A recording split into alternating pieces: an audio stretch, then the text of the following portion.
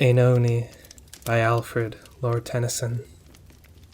There lies a vale in Ida, lovelier than all the valleys of Ionian hills. The swimming vapour slopes athwart the glen, puts forth an arm and creeps from pine to pine and loiters, slowly drawn. On either hand the lawns and meadow ledges midway down hang in rich flowers, and far below them roars the long brook falling through the cloven ravine, in cataract after cataract to the sea. Behind the valley, topmost Gargarus stands up and takes the morning, but in front the gorges, opening wide, reveal Troas and Ilion's columned citadel, the crown of Troas. Hither came at noon mournful Œnone, wandering forlorn of Paris, once her playmate on the hills. Her cheek has lost the rose, and round her neck floated her hair or seemed to float in rest. She, leaning on a fragment twined with vine, sang to the stillness, till the mountain shade sloped downward to her seat from the upper cliff. O Mother Ida, many-fountained Ida, dear Mother Ida, hearken ere I die, for now the noonday quiet holds the hill. The grasshopper is silent in the grass. The lizard, with his shadow on the stone, rests like a shadow, and the winds are dead. The purple flower droops, the golden bee is lily-cradled, I alone awake. My eyes are full of tears, my heart of love. My heart is breaking, and my eyes are dim, and I am all a-weary of my life. O Mother Ida, many-fountained Ida, dear Mother Ida, hearken ere I die. Hear me, O earth, hear me, O hills, O caves that house the cold-crowned snake. O mountain brooks, I am the daughter of a river god. Hear me, for I will speak, and build up all my sorrow with my song, as yonder walls rose slowly to a music slowly breathed, a cloud that gathered shape. For it may be that, while I speak of it, a little while my heart may wander from its deeper woe. O Mother Ida, many-fountained Ida, dear Mother Ida, hearken ere I die. I waited underneath the dawning hills. Aloft the mountain lawn was dewy dark, and dewy dark aloft the mountain pine. Beautiful Paris, evil-hearted Paris, leading a jet-black goat, white-horned, white-hooved, came up from reedy Samois all alone. O Mother Ida, hearken ere I die. Far off the torrent called me from the cleft. Far up the solitary mountain smote the streaks of virgin snow. With down-dropped eyes I sat alone, white-breasted like a star, fronting the dawn he moved. Our leopard skin drooped from his shoulder, but his sunny hair clustered about his temples like a god's. And his cheeks brightened as the foam bough brightens when the wind blows from the foam. And all my heart went forth to embrace him, coming ere he came. Dear Mother Ida, hearken ere I die. He smiled, and opening out his milk-white palm disclosed a fruit of pure Hesperian gold that smelt ambrosially. And while I looked and listened, the full flowing river of speech came down upon my heart. My own Œnone, beautiful-browed Œnone, my own soul, behold this fruit, whose gleaming rind engraven, for the most fair, would seem to award it thine. As lovelier than whatever Oread haunts the knolls of Ida, loveliest in all grace of movement, and the charm of married brows. Dear Mother Ida, hearken ere I die. He pressed the bosom of his lips to mine, and added, This was cast upon the board, when all the full-faced presence of the gods ranged in the halls of Peleus, whereupon rose feud, with question unto whomst were due. But light-foot Iris brought it yestereve, delivering, that to me, by common voice elected umpire. Hera comes today, Pallas and Aphrodite, claiming each this meed of fairest. Thou, within the cave beyond yon whispering tuft of oldest pine, mayst well behold them unbeheld, unheard hear all, and see thy Paris judge of gods. Dear Mother Ida, hearken ere I die. It was the deep mid-noon. One silvery cloud had lost his way between the piney sides of this long glen. Then to the bower they came. Naked they came to that smooth, swarded bower, and at their feet the crocus brake like fire. Violet, amaracus, and asphodel, lotus and lilies, and a wind arose, and overhead the wandering ivy and vine, this way and that, in many a wild festoon ran riot, garlanding the gnarled boughs with bunch and berry and flower, through and through. O Mother Ida, hearken ere I died. On the tree tops a crested peacock lit, and o'er him flowed a golden cloud, and leaned upon him, slowly dropping fragrant dew.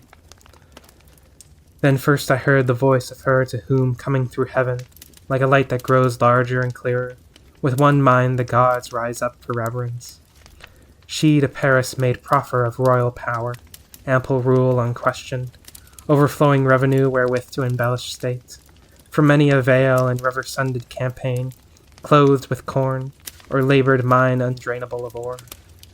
Honour, she said, and homage, tax and toll, for many an inland town and haven large, massed thronged beneath her shadowing citadel and glassy bays, among her tallest towers.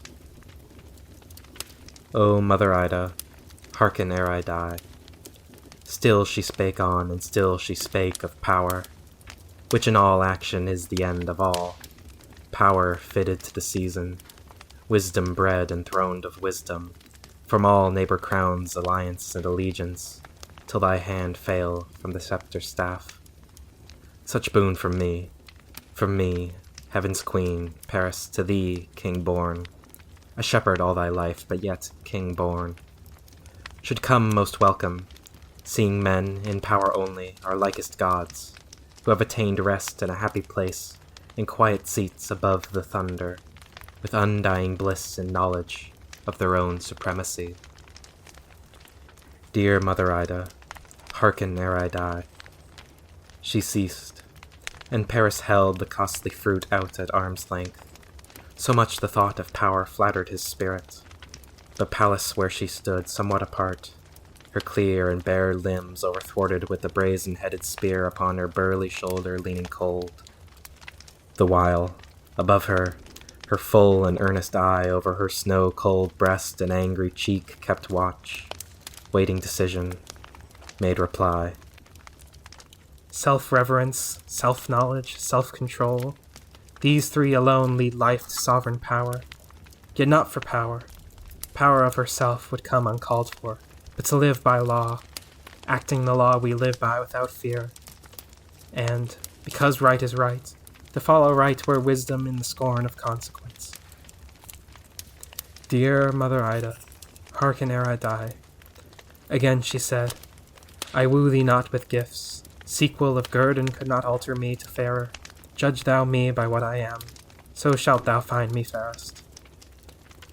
Yet, indeed, if gazing on divinity disrobed thy mortal eyes are frail to judge of fair, unbiased by self-profit, oh, rest thee sure that I shall love thee well and cleave to thee, so that my vigour, wedded to thy blood, shall strike within thy pulses like a god's, to push thee forward through a life of shocks, dangers, and deeds, until endurance grow sinewed with action, and the full-grown will circle through all experiences, pure law, commensure perfect freedom. Here she ceased, and Paris pondered, and I cried, O Paris, give it to Pallas. But he heard me not, or hearing would not hear me. Woe is me. O Mother Ida, many-fountained Ida, dear Mother Ida, hearken ere I die. Idalian Aphrodite, beautiful, fresh as the foam, new bathed in Paphian wells, with rosy slender fingers backward drew from her warm brows and bosom her deep hair ambrosial, golden round her lucid throat and shoulder. From the violets her light foot shone rosy white, and o'er her rounded form between the shadows of the vine bunches floated the glowing sunlights as she moved. Dear Mother Ida, hearken ere I die. She, with a subtle smile in her mild eyes, the herald of her triumph, drawing nigh half whispered in his ear, I promise thee, the fairest and most loving wife in Greece. She spoke and laughed. I shut my sight for fear, but when I looked, Paris had raised his arm, and I beheld great Hera's angry eyes, and she withdrew into the golden cloud, and I was left alone within the bower. And from that time to this I am alone, and I shall be alone until I die. Yet, Mother Ida, hearken ere I die. Fairest, why, fairest wife, am I not fair? My love hath told me so 1,000 times. Methinks I must be fair, for yesterday when I passed by, a wild and wanton pard, eyed like the evening star, with playful tail crouched fawning in the weed. Most loving is she? Ah, me, my mountain shepherd, that my arms were wound about thee, and my hot lips pressed close, close to thine in that quick-falling dew of fruitful kisses, thick as autumn rains flash in the pools of whirling Samois. O mother, hear me yet before I die. They came. They cut away my tallest pines, my tall, dark pines, that plumed the craggy ledge high over the blue gorge. And all between the snowy peak and snow-white cataract fostered the callow eaglet, from beneath whose thick, mysterious boughs in the dark morn the panther's roar came muffled, while I sat low in the valley. Never, never more shall lone Œnone see the morning mist sweep through them, never see them overlaid with narrow moonlit slips of silver cloud, between the loud stream and the trembling stars. O mother, hear me yet before I die. I wish that somewhere in the ruined folds, among the fragrance tumbled from the glens or the dry thickets, I could meet with her, the abominable, that uninvited came into the fair Pelean banquet hall, and cast the golden fruit upon the board, and bred this change, that I may speak my mind, and tell her to her face how much I hate her presence, hated both of gods and men. O mother, hear me yet before I die.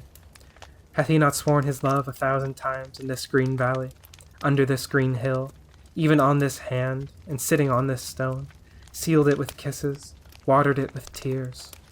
O happy tears, how unlike to these! O happy heaven, how canst thou see my face? O happy earth, how canst thou bear my weight? O death, death, death, thou ever-floating cloud! There are enough unhappy on this earth. Pass by the happy souls that love to live. I pray thee, pass before my light of life, and shadow all my soul, that I may die. Thou weighest heavy on the heart within, weigh heavy on my eyelids. Let me die. O mother, hear me yet before I die. I will not die alone, for fiery thoughts do shape themselves within me, more and more, whereof I catch the issue, as I hear dead sounds at night come from the inmost hills, like footsteps upon wool. I dimly see my far-off doubtful purpose, as a mother conjectures of the features of her child ere it is born. Her child. A shudder comes across me. Never a child be born of me, unblessed, to vex me with his father's eyes. O mother, hear me yet before I die. Hear me, O earth. I will not die alone, lest their shrill, happy laughter come to me, walking the cold and starless road of death uncomforted, leaving my ancient love with the Greek woman.